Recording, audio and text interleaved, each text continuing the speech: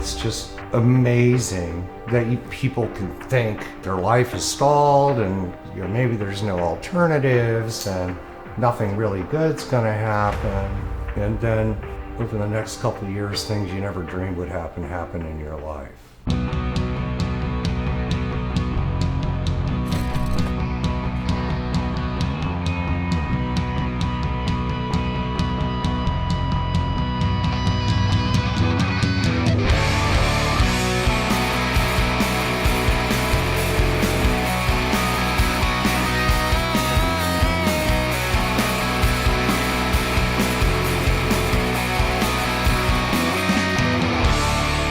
First of all, it takes a lot of balls to say at 50 years old, I'm going to go be a rock star, right? That doesn't just happen overnight.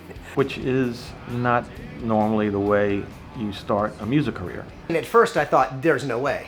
Like, this doesn't make any sense. Like, why would we be doing this? The guy does not look like he's pushing 70 years old. I think that maybe he's a vampire.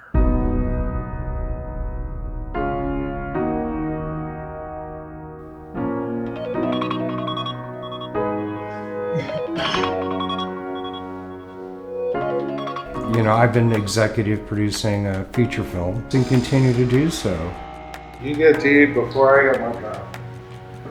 I would have 2 hours of phone time as opposed to 8, and I would outperform the best closers in there that are on the phone 8 hours a day.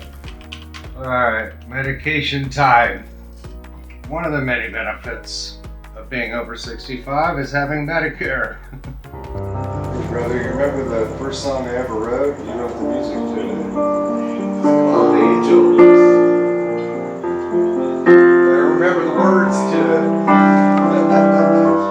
We set the PA up, and Steve was just like hooked immediately, He's like, oh my God, this is the best thing in the world. I never knew you could sing like that. We're going in the studio. I'm like, no, I'm too old for this. I'm like 54. He just jumped in, both feet in, like Steve Beret does anything. He's a monster, just like he's been doing it forever, Which at first I was skeptical of doing. I didn't really want to do it because anyone who's ever been in a band knows how heartbreaking it is to be in a band and to start these projects and put a lot of your heart and soul into it just to see it all go to shit. It's not you, it's me. So Steven and I are the mainstays throughout the entire thread of the Venrez band.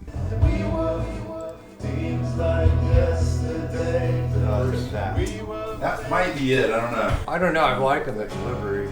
It's gonna be a beautiful song. First thing it says is that you can start at any time in rock and roll, you know what I mean? If you look as cool as Ben, which is not easy to do. But that only goes so far. At some point you gotta be good. The song did incredibly well. There was great feedback, and so I, put whatever muscle I had into it, and we ended up taking the record all the way up to the number 2 spot on the chart. It was pretty phenomenal.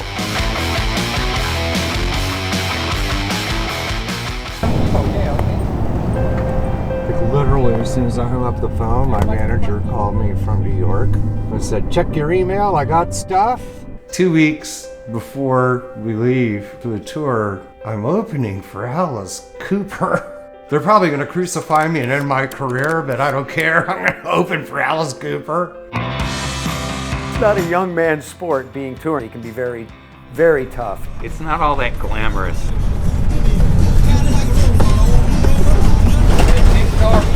Donde la masa? What? Donde la masa? Donde la masa? Yeah, donde la masa? What is la masa? Oh, no thanks. Don't do drugs, kid. Bad for you. We didn't have internet on the bus because it's a rolling piece of shit death trap. A bus breaking down, no air conditioning, Fans we got. eating like crap, unsuitable kind of backstage areas, equipment going out, having problems with crew people. I will do this whole fucking thing naked if you don't stop. Being trapped somewhere if the bus breaks down, constant travel where it's just taking a toll on his body. Yeah, the generator just failed. That's surprising. Well, I'm sitting in this absolutely horrifying hotel room with 110 degrees outside and an air conditioning unit on its last breath over there. If no one's ever died in this room and this air conditioner doesn't start cooling it off, I might be the first one. I don't even know. Texas. That's where we are. tired? Fucking listen to the guy who has a clue. I'm there. You know, it's just a clusterfuck of miscommunication. People are baked. Everybody is acting crazy, taking all kinds of anthills and turning them into mountains. For God's sake, man, like, what the fuck is your problem, dude? This is the first time that I felt like I can't wait to go home.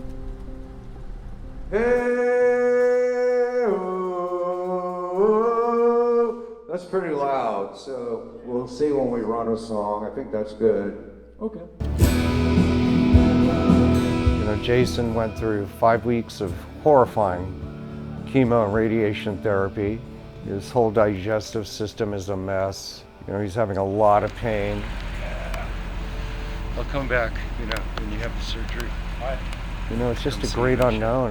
You know, he's my brother. I love him.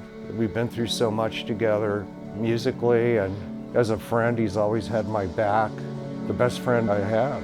I just can't imagine life without him. I don't know if we're ever going to record together again. I don't know if he's ever going to tour with me again. I don't know if I'm going to ever tour again. It was the most challenging tour of my life.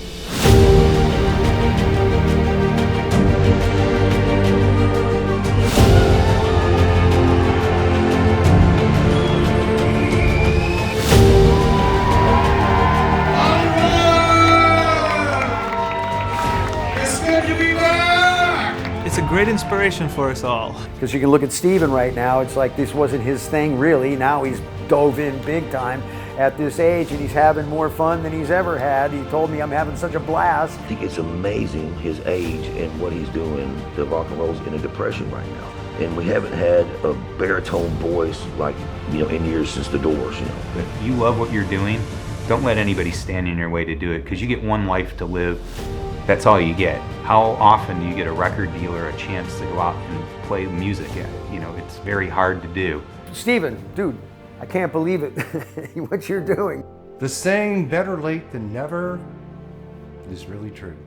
I'm so grateful to have my dreams come true later than never.